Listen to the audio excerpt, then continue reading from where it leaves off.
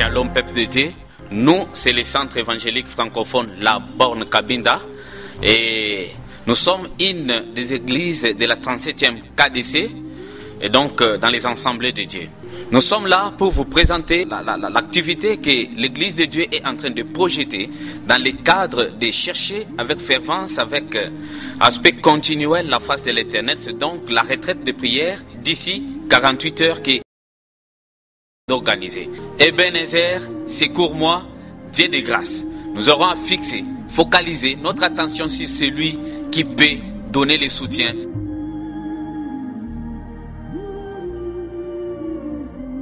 Bien-aimés dans le Seigneur, nous avons constaté depuis un certain temps les enfants de Dieu et qui, à un certain niveau, ont cherché et ils ont cherché encore, ils avaient des projets.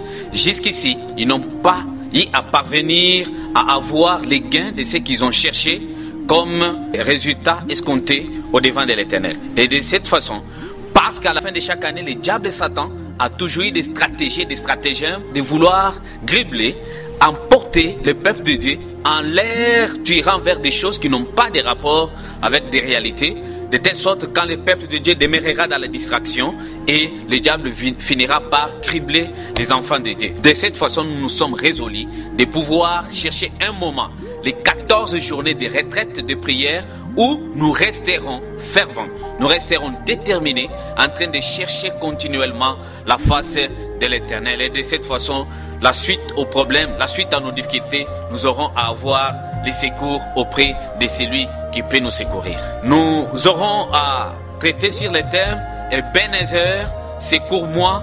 Nous sommes partis tirer dans le livre de 1 Samuel chapitre 7, à partir du tout premier verset jusqu'au 14e verset. Ce fut une toute petite histoire des enfants d'Israël quand ils étaient dans la détresse, dans l'affliction, alors qu'ils avaient cédé l'arche de l'Éternel et l'Éternel s'était irrité contre cette attitude, cette faisabilité des choses. Et par de suite, l'Éternel avait détourné sa face sur les enfants d'Israël et ainsi ils sont arrivés au gémissement, au grincement des dents et que sais-je encore. Et c'est pourquoi nous aussi, nous nous remettons dans cette logique des choses pour commencer par chercher la face de l'Éternel. C'est quand les enfants d'Israël s'étaient remis à l'Éternel, ils ont tourné leur face, ils ont crié à l'Éternel en disant « Secours-nous, ô Éternel Dieu des armées ». C'est alors que l'Éternel a inspiré son serviteur Samuel pour qu'il puisse aller crier à la place du peuple parce que le peuple était dans une position de faiblesse. Il n'avait pas capacité de se pointer et ainsi avec l'intervention du prophète Samuel, l'Éternel Dieu l'avait exaucé sur une pierre. Et c'est cette pierre-là qu'on a pu coller les qualificatifs de Ebenezer, le cadre où l'Éternel a exaucé les cris du prophète Samuel en faveur des enfants d'Israël. Cette retraite aura 14 jours d'enfilée et jour pour jour avec pause samedi et dimanche. Et chaque jour de 5h30 jusqu'à 7h juste, nous avons la première tranche et aux heures vespérales, nous aurons également à continuer à chercher la face de l'Éternel à partir de 16h juste jusqu'à 18h15. Nous sommes là en train de chercher la face de l'Éternel. C'est de cette façon. Et la retraite sera à jeûne.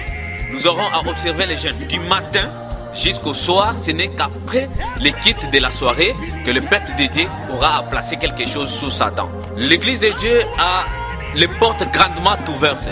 Nous n'avons pas à catégoriser les gens. Ce ne sont pas seulement ceux qui ont crié au Seigneur Jésus comme Seigneur et Sauveur qui sont censés participer à cette retraite. Les portes de l'église sont totalement ouvertes. Toi, cher papa, toi, chère maman, toi, chers frères et sœurs, tu te sens dans l'obligation, tu te sens dans l'attitude de faiblesse et que tu t'es dit chercher la face de l'Éternel. Voici un cadre, voici un moment de venir chercher ensemble avec nous la face de l'Éternel. Nous irons, nous fixerons notre regard à celui qui peut secourir à nos difficultés, à nos problèmes. Jusqu'ici, l'Éternel est là, il peut secourir une âme. Ne soyez pas dans la désolation ni dans le désespoir. Dans ces rendez-vous, l'Éternel est là. Il va consoler certainement quelqu'un. Vous vous souviendrez que Samuel, dont nous sommes en train de parler, est ressortissant d'une femme qui avait de l'affliction pendant beaucoup de temps. Elle s'était infligée devant l'Éternel au point que quand Anne était en train de prier, le serviteur de Dieu qui était là a crié que cette femme avait de la folie ou encore moins elle était ivre. Cependant, ce n'était pas de l'ivresse. Elle savait ce qui était en train de constituer l'amertume au fond de son cœur. Très chers frères et sœurs, y a-t-il quelqu'un qui est dans l'amertume? Y a-t-il quelqu'un qui est dans l'affliction? Y a-t-il quelqu'un qui est dans les regrets pour un problème ou l'autre? Y a-t-il quelqu'un qui est frappé par la stérilité? Ce sont ces genres de problèmes que l'Éternel attend que nous puissions venir et que nous puissions lui présenter de telle sorte que les secours ne puissent nous provenir que de l'Éternel. Shalom, shalom, que Dieu nous bénisse. Soyez bénis par le nom de notre Seigneur Jésus.